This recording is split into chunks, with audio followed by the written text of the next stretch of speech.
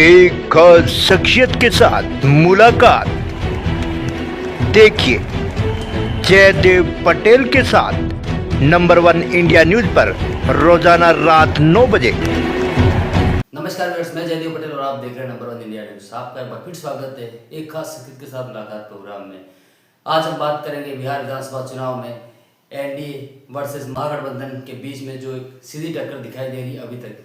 क्या इसमें प्रशांत किशोर से लेकर के असदुद्दीन ओवैसी और तेज प्रताप यादव की जो छोटी पार्टी है, क्या इसमें कुछ इम्पैक्ट डालेगी, या फिर ये महागठबंधन या फिर एनडीए वर्सेस की सीधी टक्कर होगी, और इसमें कौन ज़्यादा ताकतवर दिखाई दे रहा है इस समय? इन तमाम बात करके हमारे साथ खास सामान है राजनीतिक विश्लेषक संजीव मुनियाल। संजीव मुनियाल जी, आपको बहुत बहुत स्वागत है आज हमारे प्रोग्राम में।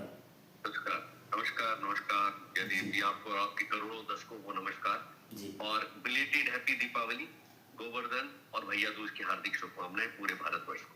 जी संजीव मुनियाल जी, आपसे मेरा पहला सवाल है कि बिहार विधानसभा चुनाव में अब एनडीए वर्सेस महागठबंधन की जो सीधी टक्कर दिखाई दे रही है, इसमें किसका पलड़ा ज़्यादा भारी है? क्योंकि इस समय एनडीए के तमाम जो कद्दावर नेता हैं वो मैदान में हैं, तो वही महागठबंधन के जो कद्दावर नेता है वो भी इस समय मैदान में दिखाई दे रहे हैं बिहार चुनाव को लेकर के।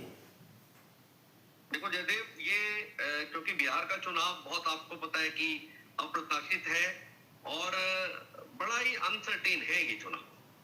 और आजकल पुरानी बातें नहीं रही, जैसे पहले एक मनोभाव बन जाता था लोगों का और जो वो करना चाहते थे वो उनके चेहरे से या उनकी बातचीत में भी नजर आ जाता था।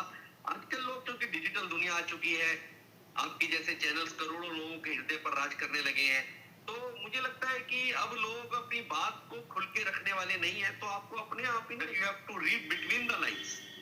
हमारे यहाँ लॉ में कहते हैं कि आपको जो लिखा है उसके अलावा उसके पीछे जो नहीं लिखा उसको भी पढ़ना आना चाहिए। तो आपके जैसे जो वरिष्ठ जर्नलिस्ट हैं, शार्प जर्नलिस्ट हैं, डे टू डे जमीन पर रहकर काम करने वाले हैं, तो मुझे लगता है कि राजनीतिक विश्लेषक के नाते हम भी कोशिश ऐसी ही करते हैं। तो उससे ऐसा लगता है कि एनडीए कहीं ना कहीं, एनडीए का अपर एज है।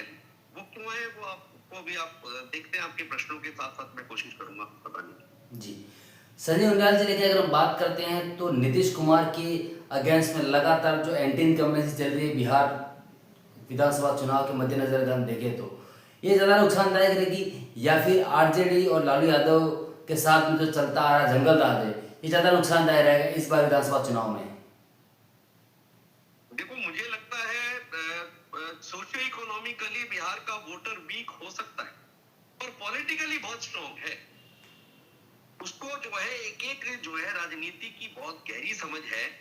और किसी भी बेसिक उसमें देखिएगा, आप क्रिकेट का मैच हो, चाहे एग्जामिनेशन से पहले का हो, या किसी ऑर्गेनाइजेशन का हो, या किसी बैंक का हो, या किसी एक आपके चैनल का ही हो, जब तक कोहेसिवली टीम वर्क काम नहीं करती, आपके पीछे जो आप बैठे हैं इतनी सक्सेसफुली, मैं दिल्ली के सुप्रीम कोर्ट के पास बैठा हूं, पर आपकी जो डिजिटल की जो टीम है उसके कोऑर्डिनेशन से आप ये इतना इंप्लीमेंट कर पाते हैं, इतने बड़े प्रोग्राम को शॉर्ट में कर पाते हैं, बड़ी शार्पली कर पाते हैं, क्योंकि आप कोहेसिवली काम कर रहे हैं।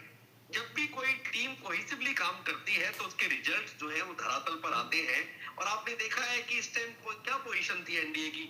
एनडीए ने कितने टाइम पहले ये डिक्लेयर कर दिया था, और चिराग पासवान और दूसरी तरफ जो है जेडीयू के साथ कितना अच्छा कोऑर्डिनेशन, और 2-3 और छोटी छोटी पार्टियों के साथ कोऑर्डिनेशन करके सबको संतुष्ट कर दिया था। तो ये काम कब का हो चुका था? आप देखिए, कम से कम आज इस बात को 10-12 दिन होने को आ रहे हैं।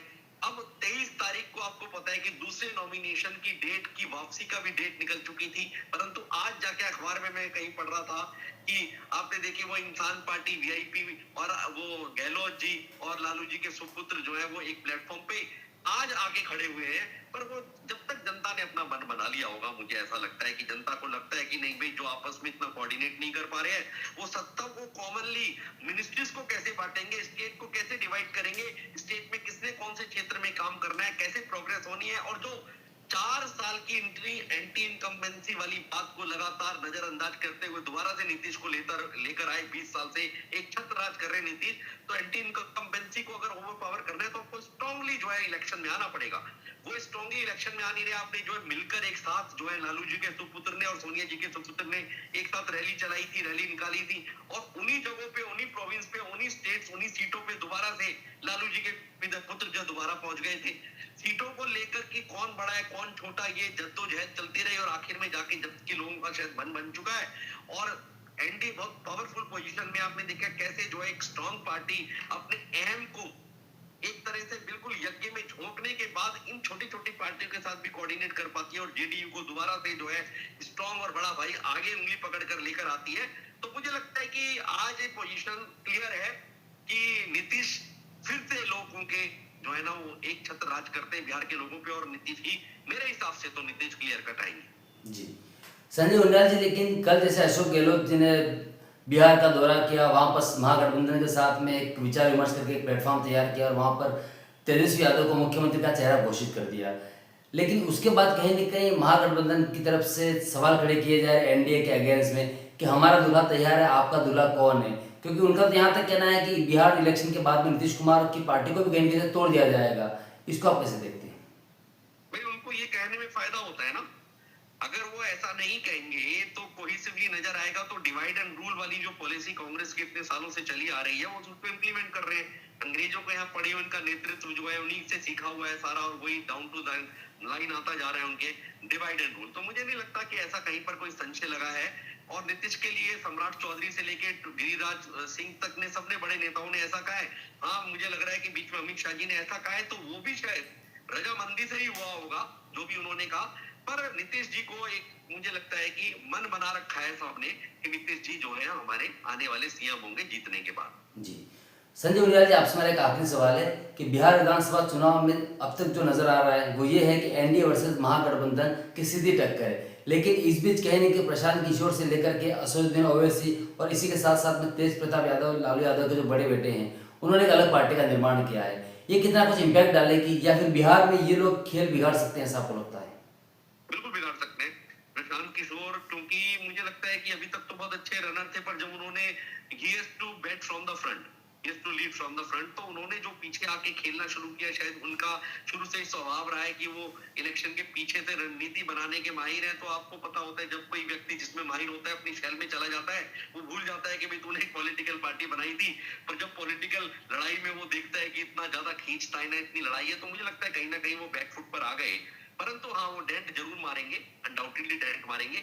और ओवैसी का भी डेंट कोई ना कोई तो लगता रहता ही है, वो डेंट जरूर करेंगे, इनको नुकसान पहुंचाएंगे। और ओवरऑल मुझे लगता है कि पोजीशन चिराग की बहुत स्ट्रांग रहने वाली है, जो कि एनडीए को जिसका फायदा रहेगा। जेडीयू भी अच्छी पोजीशन में, और बीजेपी तो आपको पता है कि डे टू डे गेन करती है अपनी, उसके वोट बैंक है और उसको पसंद करने वाले लोग हैं। 1-2% और जगह से भी छिटक के इनकी तरफ आ जाते हैं, क्योंकि मोदी ऑलवेज ही लीड्स फ्रॉम द फ्रंट। तो क्लैरिटी के साथ, अपने विजन के साथ, हमारी क्या मिशन है, हम कहाँ पे इस प्रदेश को लेकर जाना चाहते हैं, तो ऐसी एक योजनाओं के साथ भारतीय जनता पार्टी जेडीयू के साथ मिलकर एनडीए एक अच्छी स्ट्रॉन्ग पोजीशन में आएगी। और छोटी छोटी पार्टियां हो सकता है कि जरूर महागठबंधन को नुकसान पहुंचाए। और तेज प्रताप मुझे लगता है अपनी सीट तो जीतेंगे, पर आसपास की 8-10 सीटों पर भी इनको नुकसान पहुंचाएंगे अपने भाई। जी संजय उनियाल जी, आपने हमारे लिए समय निकाला, उसके लिए आपका बहुत बहुत धन्यवाद। धन्यवाद जयदेव जी, नमस्कार।